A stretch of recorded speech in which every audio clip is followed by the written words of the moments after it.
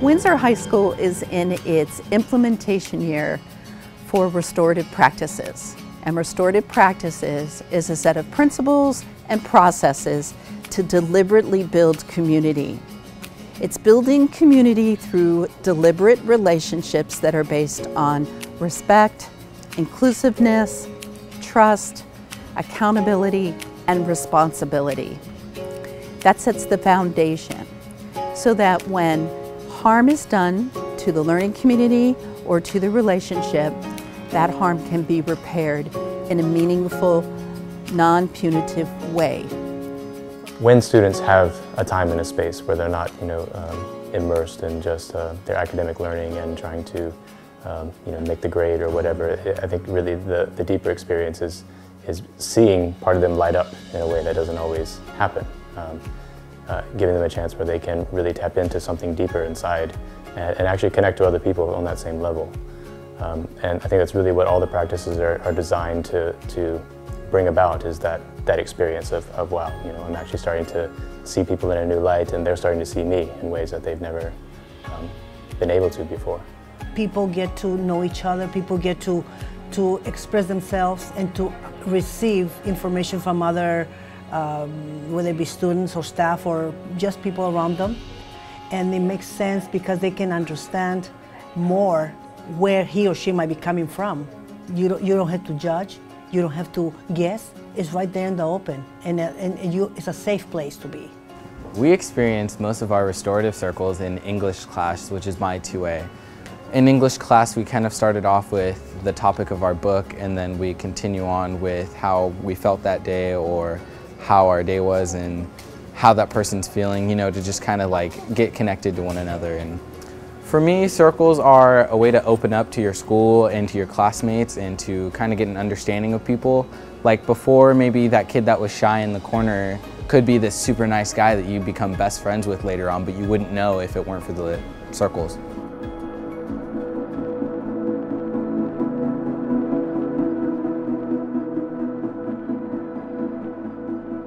It's made it a lot more playful in the classroom.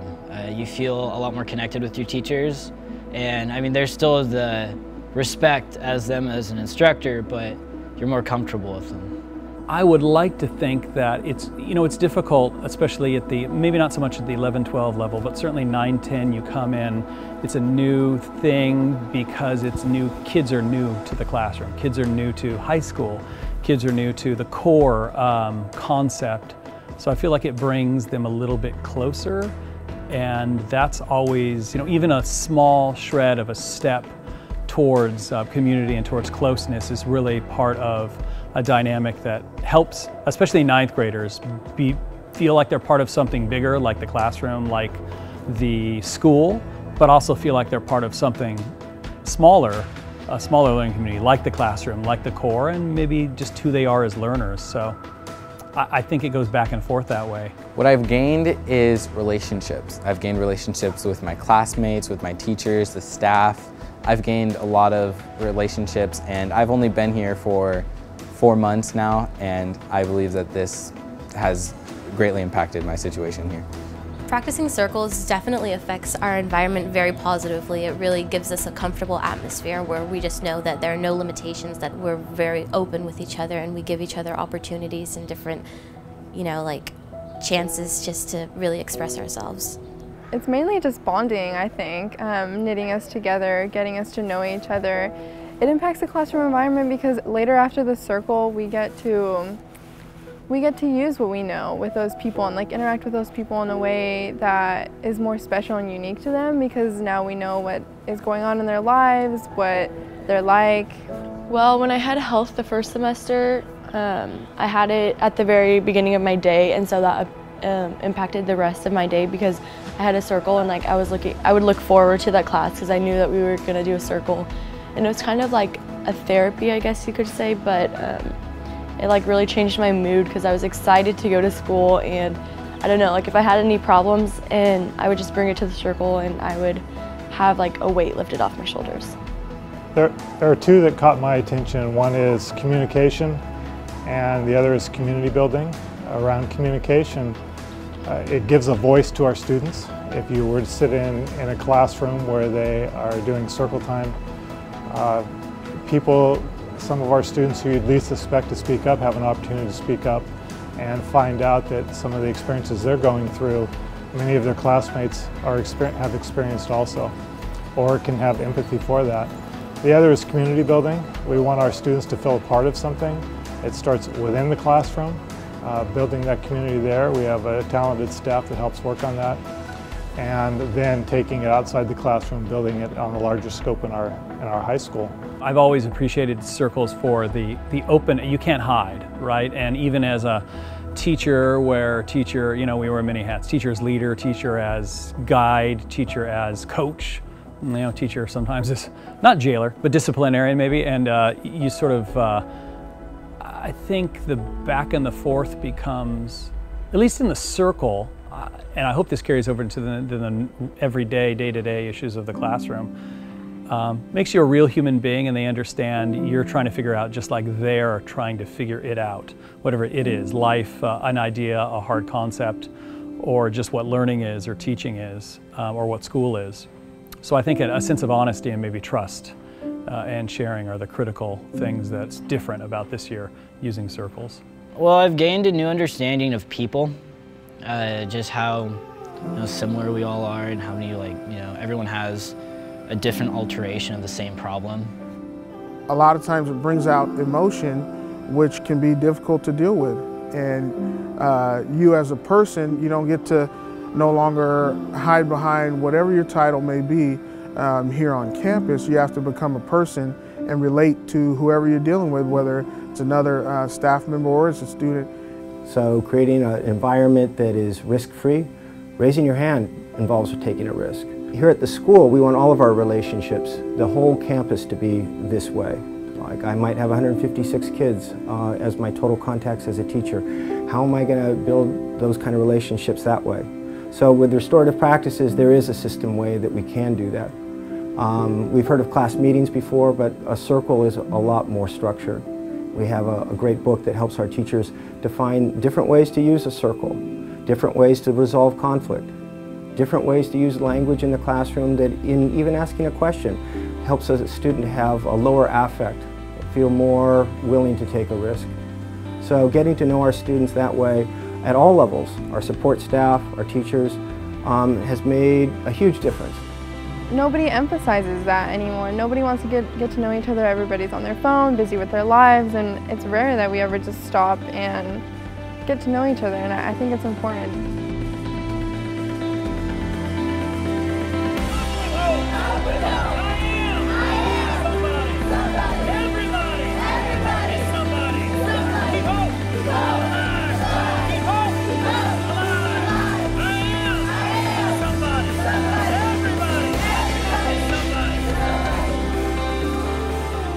Overall, restorative practice is causing students, one by one, who experience it to feel more safe and feel more part of the school community here at Windsor High School.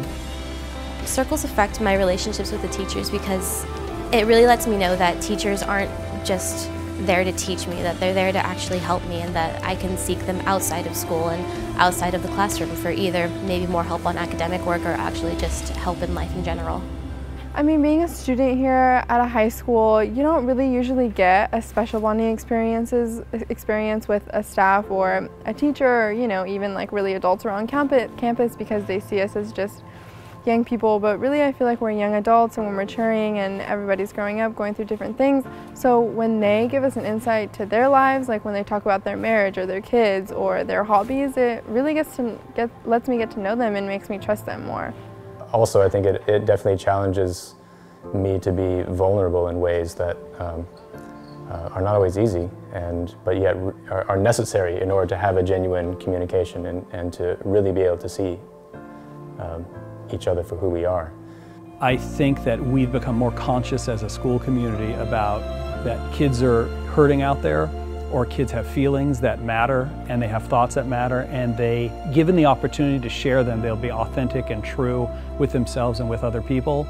I think that's the same with staff and our staff and school culture, and that includes everybody from, student advisors and admin and teachers and support staff and everybody out there, that there's just been a consciousness that there's other ways to do things than, say, just strict discipline or just those kind of consequences. I think there's things to be done in the classroom and in your daily interactions that matter, and communication that matters. And I think that's helped the school, just that consciousness, and I hope it carries forward in the future.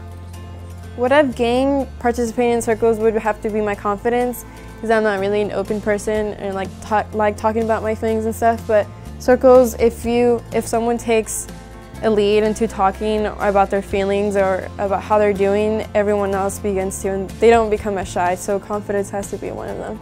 Circles have affected my life outside of school. They've made my relationship with my mother grow stronger, because I have that wallish mechanism, and unfortunately that goes to my mom also, and so circles have helped me build a stronger relationship with her. We actually do circles at home with my family now. We started doing them, so it's really helpful. I really enjoy doing circles.